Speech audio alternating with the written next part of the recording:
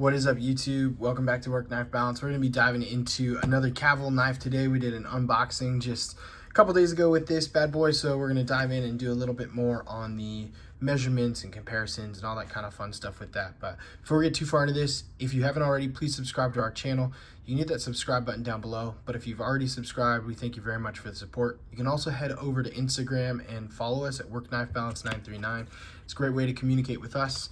Let us know what you want to see, what you don't want to see, what you like, what you don't like, all that fun stuff. But let's go ahead and dive into the knife because that's why you're here. You want to see this knife. You don't want to listen to me babble too much about all the socials and outlets and stuff like that and everything. So if you saw the other knife, you saw that I like calling this a little boot knife. It's a little boot knife because it sits up there like a little shoe to me. This is like a little... put your foot in there. It's a little boot knife, but this is the Cavill Knives Amuse, and this thing is wicked. This thing is, I really like this knife, I will say. When I got it out, I was a little taken back by it. The size, the aesthetics, the ergos, everything on it. Ergos through the roof, 10 out of 10. The aesthetics on it were a little different. The size was a little bit larger, but I really like this knife after getting some time to play with it, just sitting around and messing around with it. I didn't know how I felt about how large this hole was at first here as well, but it's nice. You can kind of get in there in a couple different spots and do the deployment on it because of that, and so I like that because you don't have to necessarily anchor yourself in one location to deploy out of that hole, which is something I think is really nice. I love how they have a, like, technically, if you take the whole size, it'd be like a 25-75 choil split, but a 50-50 split on this right here. You don't really have a true sharpening choil, but the way it comes around, you can choke all the way up. I have two full fingers in here, and the other two come down around, and you can choke up real nice in there, and it feels amazing. There are so many different holds and grip points and locations that you can actually operate and work with this knife. It is fantastic. There isn't really any area on this knife that would create a hot spot. There's areas where it's unique, there's areas where it's different to hold, but it's not bad by any means, and all of them are comfortable. So well done, Cavill, on creating probably one of the most comfortable knives I've ever held in my hand, especially for something that is so unique. It's quite an accomplishment there. Let's start off, since we've got the knife out, with some measurements, and this is going to be a little different because we're just going to go straight across the edges right here.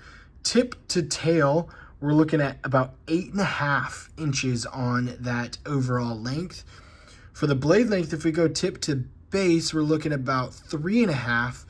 Cutting edge, though, because you can come all the way down to here, looks closer to about 3.75. So you can tell me what you want on the measurement. You can figure that all out. I kind of just go here to here for the blade length, but the cutting does get a big belly down below. So maybe we'll say 3.75 for the overall blade length and cutting edge, but I said 3.5 because we're here to here, and that was one thing that is just confusing about this knife in itself as well. So we have a really nice titanium frame lock knife right here. So you've got a good backspacer right here with the name of the knife on the backspacer. It says Amuse right there, and I thought that was a great place to put it because it's not too billboarding on the actual blade itself or anything like that. We are sitting on M390. We tried to look at it in the first one. You can kind of see it right there. We are sitting on M390 for this bad boy right here. I still was unable to, well, not unable to, but I still didn't necessarily find many comparisons to this knife in regards to other knives that looked very similar to it or were similarly designed.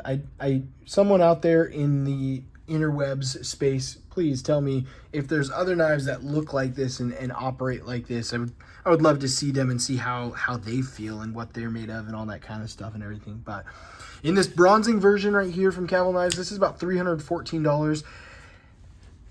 M390 titanium, the size of this knife and the amount of material they're putting into it, I think that's actually a really good price. I think it's a really fair price for what you're getting.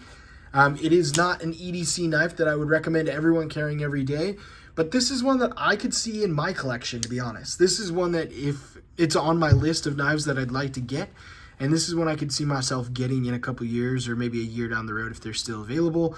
I just have too many other knives to pull the trigger on this one right away, but if I find this available, I would have no problem purchasing this or picking this up. I think it is a unique knife, but it's definitely one that appeals to me, and I think is going to appeal to a couple more people than some of the other unique knives we've seen on this.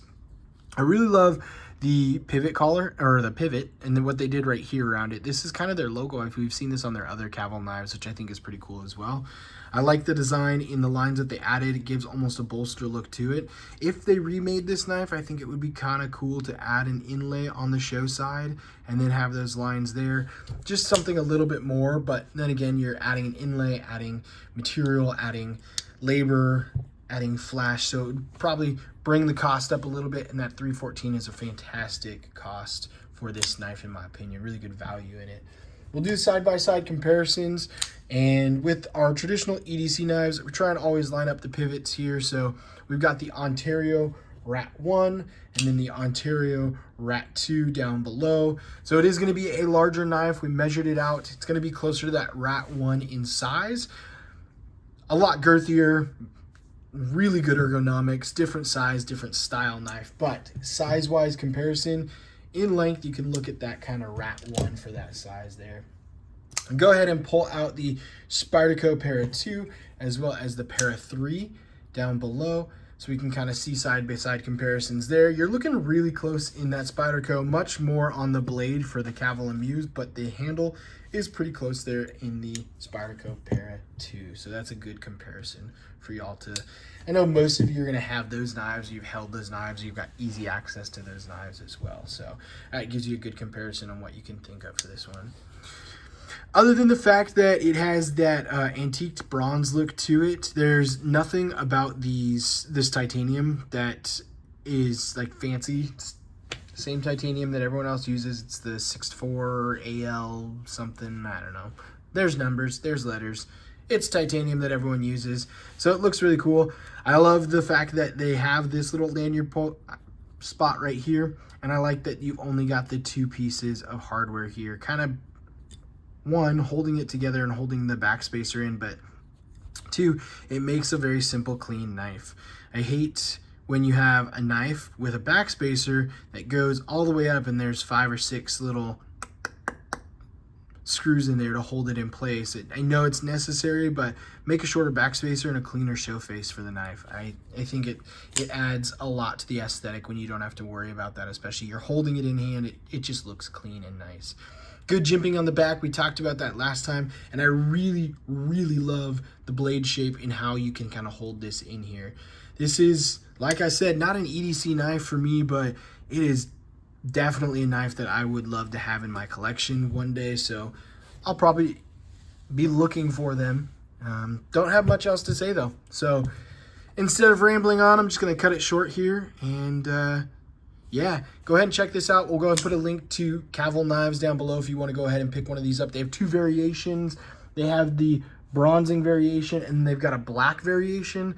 The black variation is pretty cool. It's actually got the black titanium, but I don't know if it's anodized or what, but there's like yellowish gold lines here. So the lines that you see, the milled lines that you see on the scales are actually gold for the black one, and that's one thing that I thought was pretty unique about it. It would have been kind of cool to see a different color in here for the bronzed one, but without it, it's still pretty awesome. So you can't really necessarily knock them for not doing it. It looks fantastic, and I really like it. So yeah, we'll go ahead and post the link below. That link does not support our channel. The Amazon links below do, and we love the support. If you want to go ahead and follow any of those to support our channel. But until next time, TTFN.